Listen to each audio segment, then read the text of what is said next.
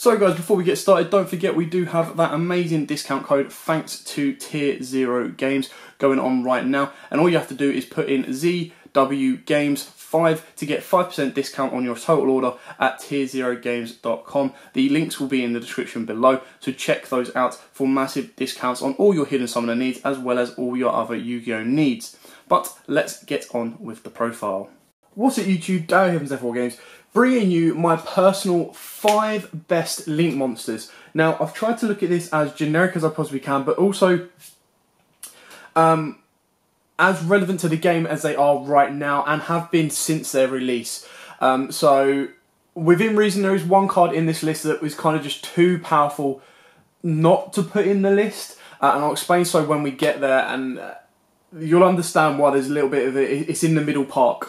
Anyway, we'll start this off, and we'll start off with number 5, and that is Sky Striker Ace Kagari. Now, the reason Sky Striker Ace Kagari is here at number 5 is purely because if you play the drone, which you did when you used to, you did play at free, and most people, anyone could play drone at free because it was budget, and so was Kagari.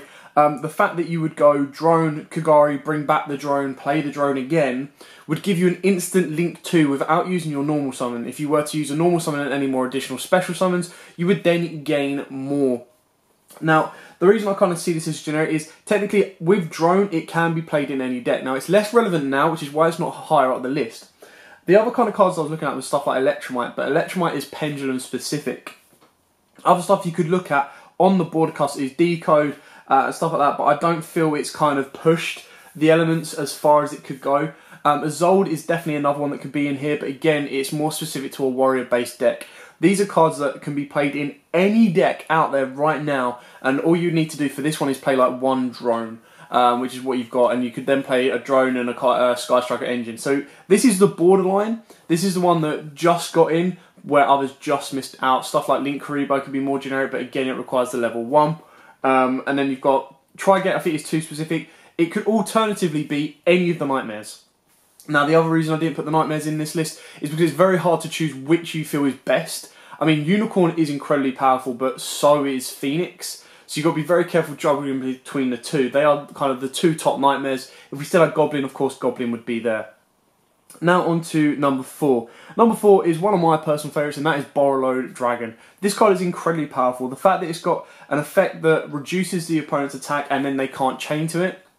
On top of that, it's got the effect that it can steal one of your opponent's cards. So no matter how strong your opponent puts a card on board, Borreload can always steal it and use and abuse it as best it can. Now, at certain times, I have seen this, in my opinion, as better than Borrelsword. But just playing Borrelsword more and more and more, you kind of understand how powerful Borrelsword is and how it can just absolutely destroy decks, win you games. Whereas Borreload is more of a, it doesn't necessarily win you a game because it doesn't gain the attack or anything like that. It literally just takes away one of your opponent's beat monsters and then throws it straight back at them. Whereas Borrelsword can attack, do damage, and then incapacitate your opponent's monster and then push through for even more damage or game, of course.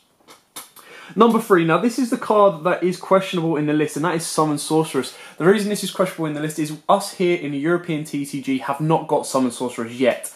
However, in America, it has been doing so much. It is so generic. It can be abused to heck with the decks that are going around right now. So Summon Source is definitely in there, and it's definitely more important than Borreload. It's definitely more important than Kagari. It's not as important as the next two that are coming up, but we here in the European TCG do get Summon Sorceress in the special editions of Soul Fusion coming out on the 6th, I believe, of December, if I've got my dates right. So we get that very, very shortly. And trust me, when we get Summon Sorceress, it will be incredibly powerful and it is incredibly generic. And the best side of that is everyone can get hold of a Summon Source. Now at number 2, no surprise here, is Borrelsword Dragon. I've already kind of gone over that when I went over Borreload.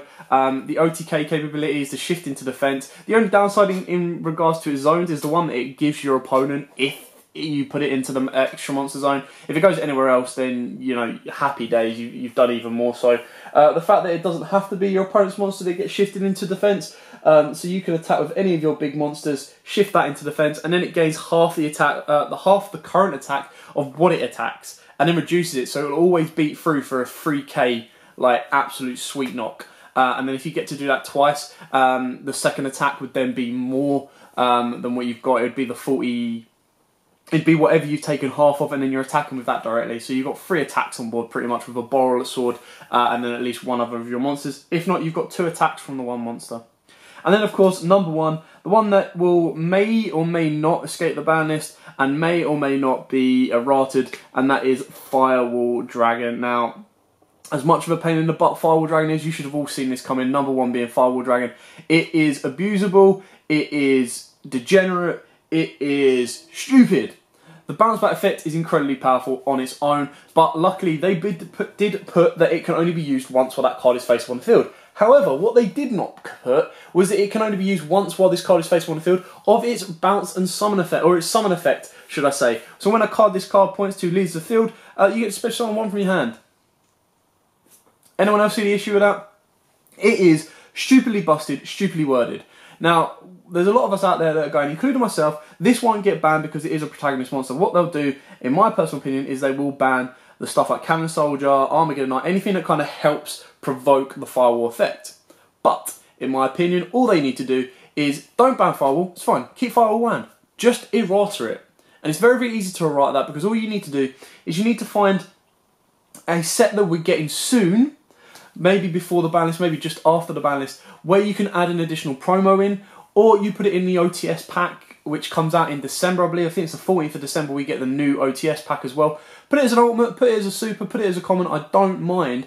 But all you need to do is put that in there with an errata of saying, this effect can only be used hard once per turn, or soft once per turn, and then they have to exhaust resources to bounce the Firewall back to then get the additional summons from hand. The fact that you can just constantly keep summoning from hand is stupid and busted, and it really does need addressing. Anyway, that is that. So that is our top 5 Link monsters. The only one that is probably questionable, in my opinion, is the Kagari. But like I said, it can be any kind of generic Nightmare card you want. I just wanted to try and narrow it down to 1 card. And I kind of saw it as, since it's come out, it still has been very, very good as a generic card. And if you did want to use a small Sky Striker engine, even though it's less consistent right now, it would still cause a lot of issues, because getting an instant Link 2 on board, not to mention the fact you could then tag out Kagari for a Hayate that would point downwards, it gives you a lot of plays, and the fact that its recyclability affecting Graveyard is also very, very good as well.